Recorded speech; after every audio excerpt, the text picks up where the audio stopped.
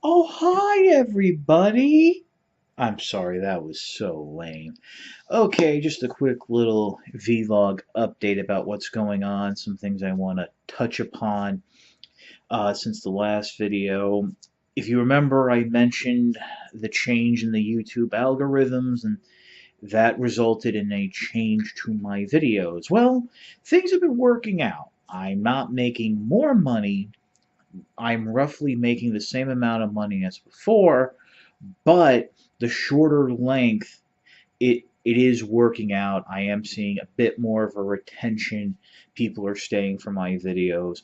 And then, when I go ahead and do a longer video like Six Shot, who it has to be that long, people stick around. So it's working out.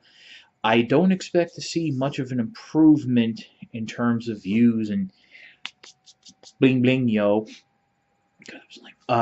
until probably when the movie toys start to hit, which is basically what happened last time. One thing you should have noticed is that I've started adding end cards. Now, a lot of other reviewers and content creators have had end cards for a while, and I'm under the impression they made them themselves using their own editing software. YouTube, and again, I don't know how long it's been there, I just got the email a couple weeks ago, um, added that in as a function where you can basically use a template. It'll have a large subscription button and then links to hot links to two other videos. And the idea is, again, retention, keeping people on YouTube, keeping people watching your videos. And I think that does help. That especially helps when I put up multiple videos in a week because, I kind of have to. Um, because when new stuff comes out, everybody's jumping on it. That I can link to previous videos and keep things going and stuff like that. So all in all, that's working pretty good. So I do appreciate your help with that.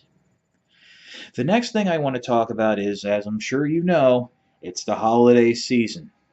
Uh, and that means this year we will be getting a special visit from our dear old friend Salty Santa.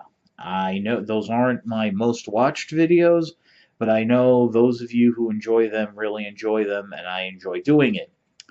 Much like last year, last year there wasn't a video, but this year I'm really having a problem doing the top five toys, just because with the changes to YouTube and such, I've moved from it.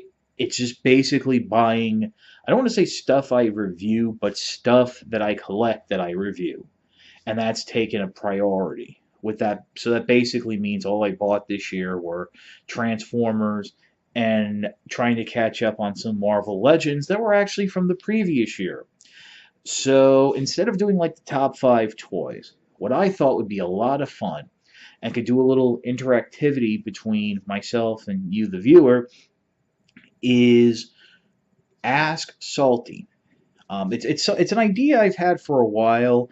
I was going to use this sort of format for the top five, but I think it'll work well here, where in the comment section of this video, go ahead, um, type out a question for Salty. Nothing adult, nothing harder than PG because there might be some kids watching, and we'll have Salty answer it. Now, I hope I get a lot of questions, enough that I can pick and choose. If not, I'll have to come up with some stuff on my own. I'm sure Salty's going to have some thoughts on some things in the world and what have you. But yeah, definitely, I think this is something that could be a lot of fun. As of this recording, the date is December 13th. So let's say a week from today, which would be December 20th. Maybe have everything in, or you know what? Forget that. Maybe by the 17th. Between the 17th and the 20th, try to get your question in because I'd like to start filming, within that time frame and get it up before Christmas. I think that'll be a lot of fun for people. One of these years, I will start planning out salty, um, uh, the salty Santa videos a little better and a little earlier.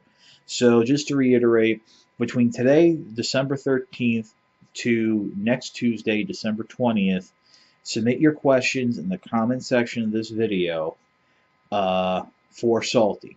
And, hopefully this will end up being a lot of fun. Before I go, I just wanted to touch upon a few things.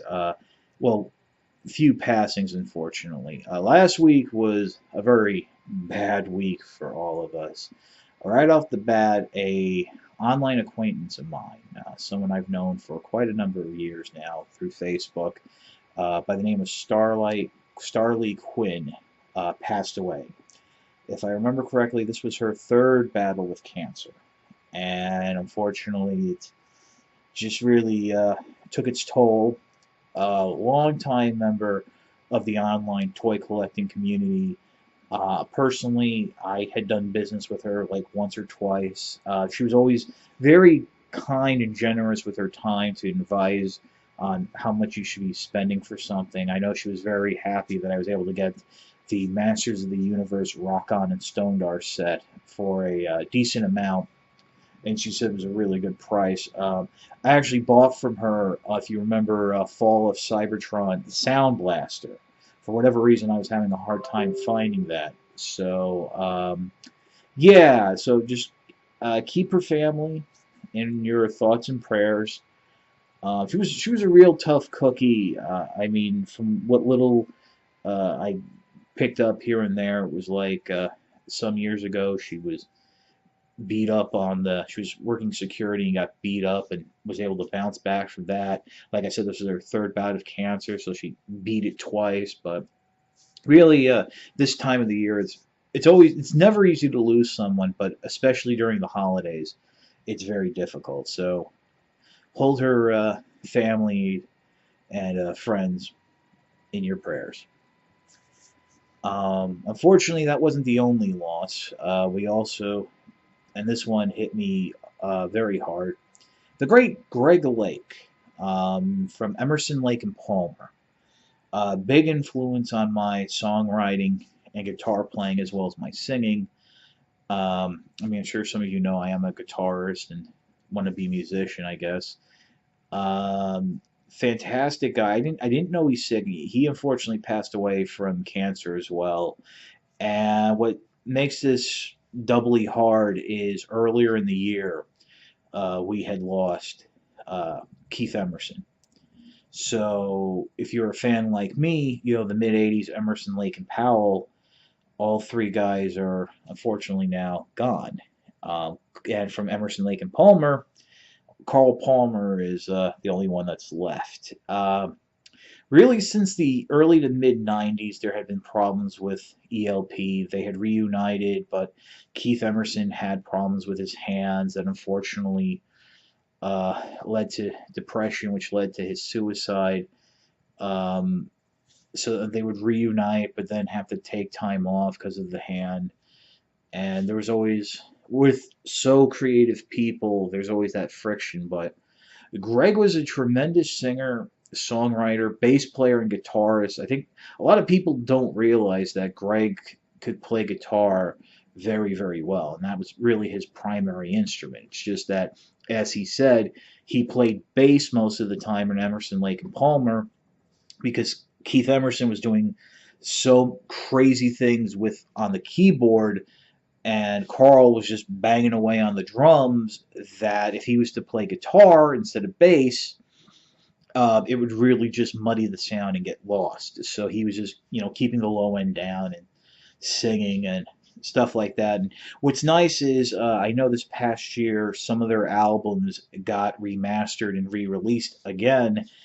This time it's 2 disc sets with like a bunch of bonus tracks. I know the first album actually features the original version of Lucky Man, which is probably my favorite song by them. Well, definitely is my favorite song by Emerson, Lake and Palmer. It might be my favorite Greg Lake song.